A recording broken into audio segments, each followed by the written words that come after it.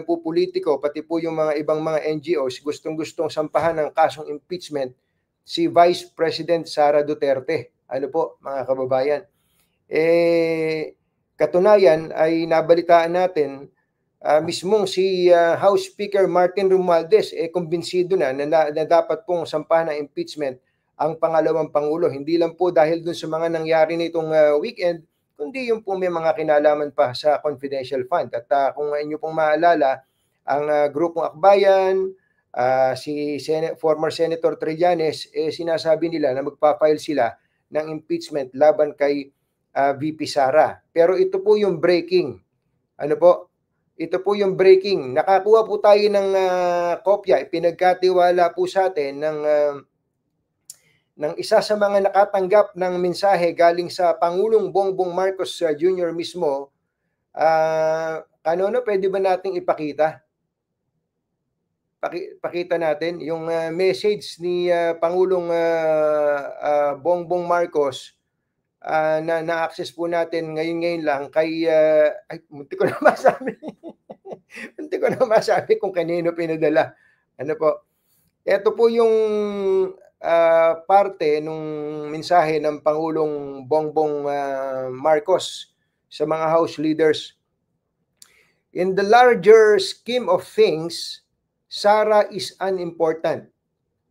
So please do not file impeachment complaints. Sa malaking usapan, sabi ng Pangulo, ng mga bagay, hindi naman mahalaga si Sara, sabi po niya. So please do not file impeachment complaints. Huwag maghain ng impeachment complaint. Ang tinutukoy po kay VP Sara. Bakit daw po? It will only distract us from the real work of governance. Gagambalain lang tayo nito sa totohanang pamamahala, trabaho ng pamamahala, which is to improve the lot of all Filipinos. Na yun ay ang paunlarin ang mga lahat ng mga Pilipino. Sana maging malinaw itong mensaheng ito ng Pangulong Bongbong Marcos sa House leadership. Ano po, mga kababayan? Actually, ito pong mensahe ng Pangulong Bongbong Marcos na to, bagamat hindi ito nag-uutos, bagamat hindi po nag-uutos, sabi nga niya, so please do not file impeachment complaints. Huwag maghain ng reklamo ng impeachment. Hindi man po ito nag-uutos, pero dapat maintindihan ito ng House leadership. Na-imagine ko po kasi, mga kababayan, ang impeachment po, ilang beses na tayo nagkaroon ng impeachment. May dalawa pong nagtagumpay na impeachment. Yung isa po ay laban kay dating Pangulong Erap Estrada, at ang isa po naman ay ang impeachment laban kay dating Chief Justice Renato Corona.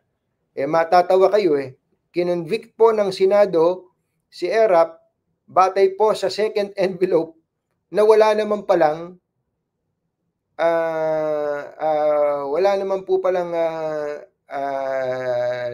laman. Hindi pala siya kinonvict. Ano ba nangyari kay Erap noon? Nagkaroon ng botohan doon sa second envelope. Kamukat mo, wala naman palang laman yung second envelope. So ano ibig sabihin? It is purely a political process. Kay Corona, katakot-takot ang ibinatong reklamo labang kay Corona. Ano naging ending? Kinonvict po siya ng impeachment trial na Senado. Kamukat-mukat mo sa bandang huli, yung pong mga reklamo laban sa kanya mga walang batayan, namatay patuloy yung tao. Ano nangyari sa bayan natin? Na-polarize. What I'm saying is, ang impeachment talaga, mga kababayan, while it is provided for in the Constitution para po sa mga opisyal ng pamahalaan natin, ang nangyayari po, dahil ito po isang political process, more than a legal process, ay nagkakahati-hati sa ating pong nagreresulta ng pagkakahati-hati ng ating bayan.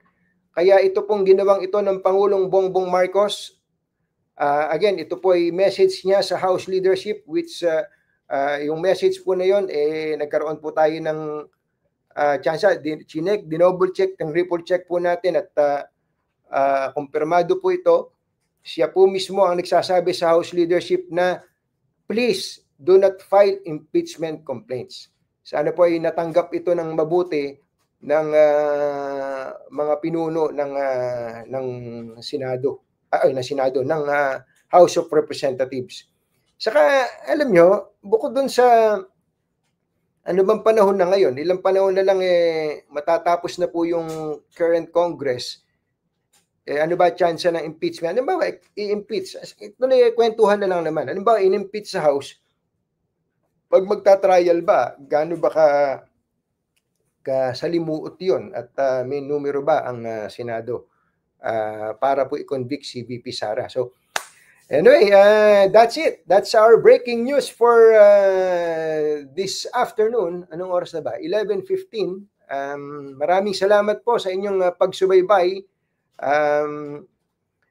Tingnan po natin kung anong mangyayari sa development ng balitang ito. Ulitin po natin, ang impeachment complaints, ang impeachment o planong impeachment na iahambalo sana kay VP Sara, insofar as the President is concerned, ay hindi po siya sang-ayon doon, ayon po sa ating mga sources. Okay? Bye for now. See you later.